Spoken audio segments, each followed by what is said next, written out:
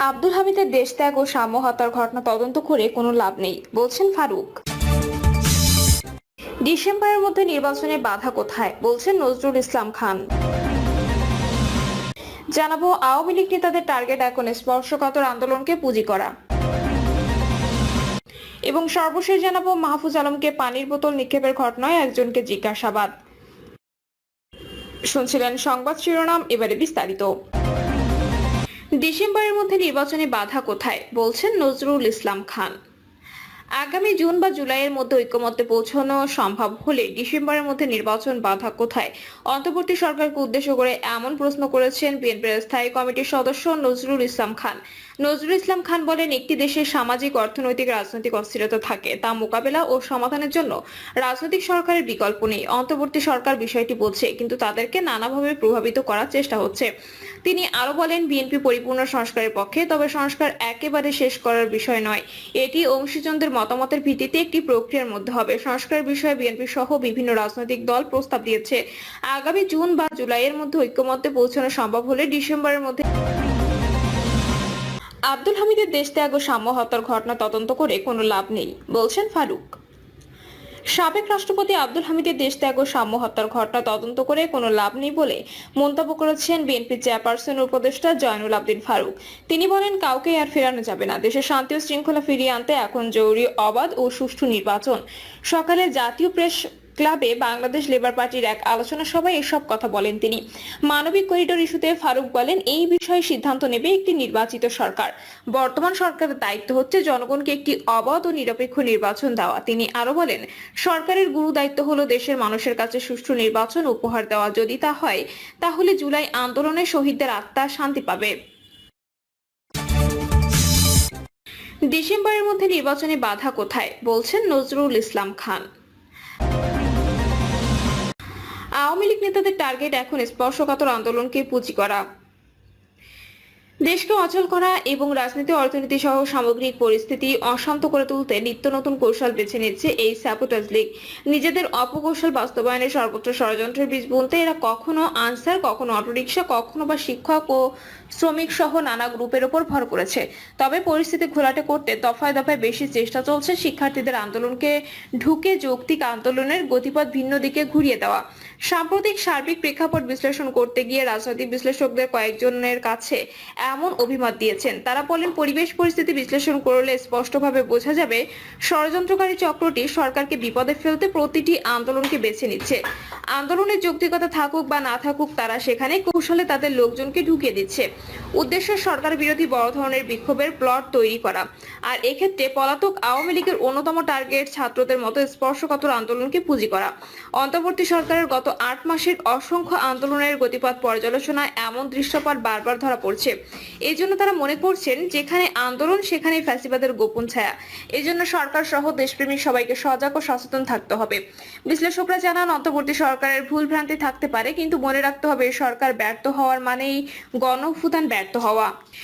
এ কারণে আন্দোলনের নামে মহল বিশেষ যেন লাশ ফেলার রাজনীতি সহ নাশকতামূলক কিছু ঘটাতে না পারে, সে ব্যাপারে সরকারকেও সময় মতো প্রয়োজনীয় ব্যবস্থা গ্রহণ করতে হবে। পাশাপাশি কাঙ্ক্ষিত গণতন্ত্রের স্বার্থে প্রয়োজনীয় সংস্কার শেষে দেশকে নির্বাচনের পথে এগিয়ে নিতে সব পক্ষকে সচেষ্ট থাকতে হবে। এই প্রসঙ্গে গণতন্ত্র মঞ্চের অন্যতম শীর্ষ নেতা ও বিপ্লবী ওয়ার্কার্স পার্টির সাধারণ সম্পাদক সাইফুল হক বলেন, আওয়ামী লীগ ও তাদের সব সংগঠনের কার্যক্রম ইতিমধ্যে নিষিদ্ধ ঘোষণা করা হয়েছে। তারা এখন নিজেদের পরিচয় লুকিয়ে নানাভাবে অন্তর্ঘাতমূলক কর্মকাণ্ড চালাবে। দেশকে অচল করা এবং দেশের রাজনীতি, অর্থনীতি সহ সামগ্রিক পরিস্থিতি অশান্ত করে তুলতে নিত্য নতুন কৌশল নেবে, এটাই স্বাভাবিক। রাজনৈতিক বিশ্লেষকদের মতে কয়েকদিন ধরে ঢাকা রাজপথ ফের অশান্ত এবং উত্তপ্ত হয়ে উঠেছে। এর পেছনে মূলত পতিত আওয়ামী লীগের প্রত্যক্ষ পরোক্ষ মদদের খবর মিলছে। পর্দার আড়াল থেকে অর্থ, অস্ত্র, লোকবল সরবরাহ সহ নানাভাবে রসদ যোগাচ্ছে এই দলটি। বিশেষ করে দলীয় কর্মকাণ্ড নিষিদ্ধ হওয়ার পর আওয়ামী লীগের নেতাকর্মীরা নানা কায়দায় উস্কে দিচ্ছে আন্দোলনের মাঠ। এদের মূল লক্ষ্য নোবেলজয়ী ডক্টর মোহাম্মদ ইউনূসের নেতৃত্বাধীন বর্তমান অন্তর্বর্তীকালীন সরকারকে বেকায়দায় ফেলা, বিব্রত করা, ব্যর্থ প্রমাণিত করা এবং সাবোটাজ করে জনগণকে সরকারের বিরুদ্ধে খেপিয়ে তোলা। এছাড়া মব জাস্টিসের নামেও ষড়যন্ত্র হচ্ছে। দাবি আদায়ের নামে সরকারের উপর একের পর এক খরচের বোঝা চাপিয়ে দিতেও মহল বিশেষ পর্দা পর্দার আড়ালে থেকে কলকাঠি নাড়ছে। সূত্র জানায়, আবাসন ব্যবস্থা নিশ্চিত সহ 3 দফা দাবিতে জগন্নাথ বিশ্ববিদ্যালয়ের ছাত্র শিক্ষকদের কঠোর আন্দোলন থেকে অব্যাহত আছে। এর মধ্যে প্রথম দিন ছাত্রদের যৌক্তিক আন্দোলনের পুলিশ বেধড়ক লাঠিচার্জ করে পরিস্থিতিকে আরো উত্তপ্ত করে তুলেছে। যদিও সরকারের পক্ষ থেকে অভিযোগ করে বলা হয়েছে, আন্দোলনকারীরা সরকারের সঙ্গে আলোচনায় না বসে হঠাৎ এভাবে প্রধান উপদেষ্টার বাসভবন যমুনা ঘেরাও কর্মসূচি নিয়ে মাঠে নেমেছে। তবে রাতে তথ্য সম্প্রচার উপদেষ্টা মাহফুজ আলমের ওপর পানির বোতল নিক্ষেপের ঘটনা ভিন্ন কিছুর বার্তা দিচ্ছে। এই হামলার জন্য অনেকে একটি দলের ছাত্র সংগঠনের দিকে আঙুল তুলছে। তবে কেউ কেউ মনে করেন, যেহেতু অন্তর্বর্তী সরকার বেকায়দায় পড়লে সবচেয়ে বেশি খুশি হওয়ার কথা আওয়ামী লীগের, সেহেতু যে কোনো আন্দোলনে নেতৃত্ব দেওয়া ব্যক্তিদের এই বিষয়টিকে মাথায় নিতে কর্মসূচি দিতে হবে, নানাভাবে ফিল্টারিং করে আন্দোলন কর্মসূচি চালাতে হবে। এছাড়া পুলিশের বিষয়ে সরকারের বিশেষ সতর্কতা অবলম্বন করতে হবে। এ ধরনের পরিস্থিতি নিয়ন্ত্রণে পুলিশ সদস্যদের মাঠে নামানোর আগে তাদের প্রত্যেকের বিষয়ে ভালো করে খোঁজ খবর নিতে হবে। কেননা আওয়ামী লীগের 15.5 বছরে নিয়োগ পাওয়া বেশিরভাগ পুলিশ সদস্য তাদের দলের অনুসারী। এ প্রসঙ্গে গণফোরামের প্রেসিডিয়াম সদস্য অ্যাডভোকেট সুব্রত চৌধুরী বলেন, রাজনৈতিক দলগুলো প্রয়োজনীয় সংস্কার শেষ করে দ্রুত সময়ের মধ্যে নির্বাচন চেয়ে আসছে, কিন্তু নির্বাচন কবে হবে, সংস্কার কবে শেষ করে তা এখনো অস্পষ্ট। এই সুযোগ নিচ্ছে পরাজিত ফ্যাসিবাদ আওয়ামী লীগ। এছাড়া যারা একসময় ঐক্যবদ্ধভাবে শেখ হাসিনার বিদায় ঘণ্টা বাজিয়েছে, তারাও এখন নানা ভাগে বিভক্ত। তাদের মধ্যে বিরোধের বিষয়টি স্পষ্ট, যার সুযোগ নিচ্ছে আওয়ামী লীগ। এছাড়া আইন শৃঙ্খলা পরিস্থিতির অবনতি, নিত্য প্রয়োজনীয় দ্রব্যমূল্যের ফের ঊর্ধ্বগতি, মিয়ানমারকে করিডোর দেওয়ার অভিযোগ সহ বিভিন্ন ইস্যুতে মানুষের মধ্যে অসন্তোষ বিরাজ করছে। সব মিলিয়ে দেশে এক ধরনের ধোঁয়াটে গুমট পরিস্থিতি তৈরি হচ্ছে। ফলে এই সুযোগ তো আওয়ামী লীগ নিতে চাইবেই। তারা ছদ্মবেশে বিভিন্ন জায়গায় ঢুকে পড়ছে। এজন্য রাজপথের বেশিরভাগ আন্দোলন হঠাৎ করে উত্তপ্ত হয়ে উঠছে। সূত্র বলছে, ঢাকা বিশ্ববিদ্যালয়ের ছাত্রদল নেতা শাহরিয়ার আলম শাম্যুকে মধ্যরাতে হত্যার পেছনে রয়েছে এই চক্র, এমন অভিযোগ এখন অনেকটা প্রতিষ্ঠিত। এর আগে 4 মে গাজীপুরে জাতীয় নাগরিক পার্টি যুগ্ম আহ্বায়ক হাসনাত আব্দুল্লাহর উপর হামলা হয়। গাইবান্ধার বৈষম্য বিরোধী ছাত্র আন্দোলনের 3 নেতাকে ছুরিকাঘাত করে নিষিদ্ধ ঘোষিত ছাত্রলীগের সদস্যরা।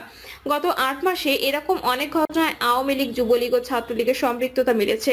রাজনৈতিক বিশ্লেষকরা বলছেন, অন্তর্বর্তী সরকার দায়িত্ব নেওয়ার পর যখন জুলাই আগস্ট হত্যাকাণ্ডের বিচার সহ কঠোর হস্তে ফ্যাসিস্ট আওয়ামী লীগকে দমন করার সিদ্ধান্ত নেয়, তখন সেটিকে বাধাগ্রস্ত করতে একের পর এক মাঠে দাবির মিছিল নামে। অনেকে মনে করেন, এসব দাবি দেওয়া কর্মসূচিতে পেছন থেকে ইন্ধন জুগিয়েছে আওয়ামী লীগের পলাতক নেতারা। দাবি আদায়ের নামে শুরুতে আনসার ও ভিডিপির সদস্যদের মাঠে নামানো হয়, যাদের বেশিরভাগই ছিল ছাত্রলীগ ও যুবলীগের কর্মী এবং কয়েকটি বিশেষ জেলার বাসিন্দা। এরপর একই উদ্দেশ্যে প্যাডেল চালিত রিক্সা চালক, অটোরিক্সা চালক, সিএনজি চালক, শ্রমিক, কর্মচারী, শিক্ষক, ডাক্তার, সরকারি বেসরকারি চাকরিজীবী সহ বিভিন্ন ব্যানারে একের পর এক সংগঠন দাবি দেওয়া নিয়ে মাঠে নামে। এদের মূল চাওয়া ছিল শুরুতে ডক্টর মোহাম্মদ ইউনূসের সরকারকে বড় ধরনের ধাক্কা দেওয়া, এরপর অর্থনৈতিকভাবে প্রবল চাপ সৃষ্টি করে সরকারকে দিশেহারা করে তোলা। অভিযোগ রয়েছে, আওয়ামী লীগের কার্যক্রম নিষিদ্ধ করার পর নতুন করে ষড়যন্ত্র থিওরি নিয়ে মাঠে নেমেছে মাস্টার মাইন্ডরা। রাজপথে থাকা বিভিন্ন আন্দোলনকে পুঁজি করে তারা ঘোলা পানিতে মাছ শিকার করতে চান। এক্ষেত্রে হোয়াটসঅ্যাপ ছাড়াও সামাজিক যোগাযোগ মাধ্যমে নানা অ্যাপস ব্যবহার করা হচ্ছে। অপরদিকে আওয়ামী লীগের অফিসিয়াল ফেসবুক পেজে হরতাল, মশাল মিছিল, লিফলেট বিতরণের মতো কর্মসূচি দেওয়া হয়। এভাবে আত্মগোপনে থাকা নেতাকর্মীদের উস্কে দিয়ে সাবোটাজ প্ল্যান বাস্তবায়ন করতে মরিয়া দলটি দেশি বিদেশি চক্রটি